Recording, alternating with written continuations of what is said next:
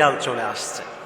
তো আমাকে একজন প্রশ্ন করেছে যে হুজুর, আল্লাহর সৃষ্টি আপনি ভাবতে বললেন, ঠিক আছে, বিড়াল পোষা কতটুকু জায়েজ এবং বিড়ালকে বাসায় রেখে পোষা কতটুকু জায়েজ, এটা হাদিস থেকে জানার দরকারটা আছে না নাই?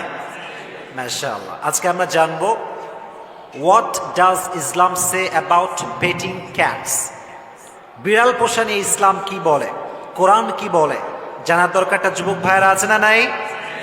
জানতে হবে। দেখেন, বিড়ালটা হচ্ছে আমাদের আবেগের জায়গা, ভালোবাসার জায়গা।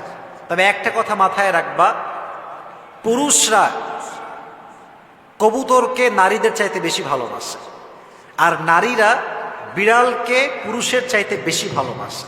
এটা প্রমাণিত। দেখবেন অনেক মানুষ কবুতরকে এত বেশি ভালোবাসে, কিছু কিছু যুবক কবুতরকে এত বেশি ভালোবাসে যে পরিমাণ সে তার বউকে ভালোবাসে না, কবুতরকে ভালোবাসে।